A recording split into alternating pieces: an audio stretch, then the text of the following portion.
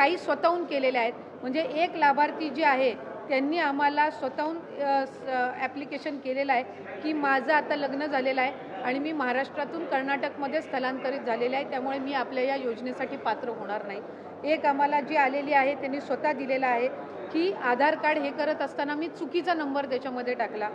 ही October महिन्यातली तक्रार आहे. एक दोन तक्रारी आमच्याकडे अशा आलेल्या आहेत की मला आता सरकारी नोकरी लागलेली आहे, त्याच्यामुळे मी या योजनेसाठी पात्र आता होत नाही. त्यामुळे आपण ज्या काही बाबी करत आहोत ह्या कंप्लेंट बेस्ड आहेत. कुठेही सरसकट स्क्रुटिनी ही आपण करणार नाही आहोत, हे मला आपल्या माध्यमातून सर्व माता भगिनींना निश्चितपणाने सांगायचं. ते आम्ही साधारणपणे आज मी आणताना या प्राथमिक स्वरूपात आणलेल्या आहेत, पण याच्यापैकी डबल ॲप्लिकेशनच्या, स्थलांतरित झालेल्याच्या, उत्पन्नाच्या याच्यामध्ये वाढ झालेल्याच्या साधारणपणे 80-90% तक्रारी त्या पद्धतीच्या आहेत, म्हणजे ज्या आलेल्या आहेत त्यापैकी. आणि त्याचं आम्ही एक जे काही त्या संदर्भातली योग्य तो विचार करून आम्ही या 5 बाबी आणि या 5 बाबी या आपण GRमध्ये नमूद केलेल्या आहेत. कुठंही आपण शासन निर्णयामध्ये बदल करत नाही आहोत. कुठल्याही एका योजनेचा जर आपण लाभ घेत असाल, समजा उदाहरणार्थ संजय गांधी निराधार योजना आहे, त्याचा लाभ 1500चा आहे, म्हणून ज्या लाभार्थी आहेत संजय गांधीच्या ह्या आपण लाडक्या बहीणमध्ये घेतलेल्या नाही आहेत. पण नमो शेतकरी जी योजना आहे याचा 1000 रुपयाचा लाभ आहे. आपण GRमध्येच नमूद केलेलं आहे की आपण 1500 जो फरक असेल ती फरकाची रक्कम आपण देणार. त्याच्यामुळे याच्यात आपण कुठेही GRमध्ये आपण बदल करत नाही.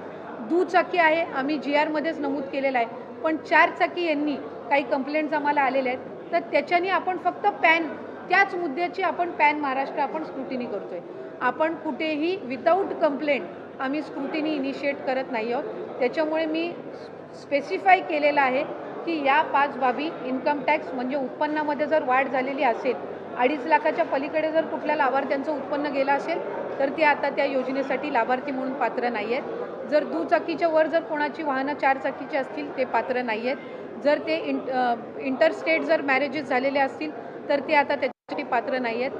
सरकारी नोकरी लागली असेल तर ते पात्र नाही आहेत. आणि आधार कार्ड आणि बँकचं हे जर नावामध्ये फरक असेल आणि त्यांनी ती लक्षात आणून दिलेली आहे तर ते पात्र नाहीत. पण याच 5 बाबींवर आपण पॅन महाराष्ट्र जी आहे ती आपण त्या संदर्भातली योग्य ती पावलं उचलत आहोत. साधारण ॲनालिटिकल जर बघायला गेलं तर आपण तक्रारी किंवा आपल्या स्थानिक प्रशासनाच्या देखील लक्षात आलेलं आहे की काही म्हणजे पात्रधारक नसतानाही काही लोकांच्या खात्यात पैसे जात आहेत. याची आकडेवारी टक्केवारी किती आहे, साधारण किती टक्के महिलांना यातनं वगळलं जाईल असं वाटतंय आज प्राथमिकरित्या, जेणेकरून सरकारचा निधी देखील वाचेल?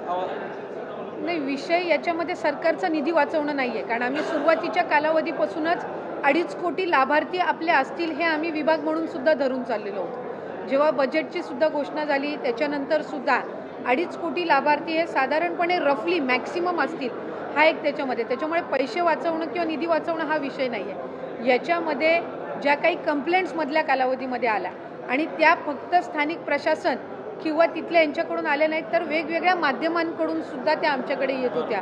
कारण बरेचसे माध्यमं सुद्धा आम्हाला हे करायची की अशा काही स्थानिक पातळीवर आम्ही मीडियामध्ये ज्या वेळेला आम्ही चर्चा करत असतो त्यावेळेला अशा पद्धतीची जी रियालिटी, तर त्यानुसार आपण जात आहोत. याच्यामध्ये कुठेही पैसे वाचवणं किंवा या सगळ्या बाबींचं हे नाही आहे.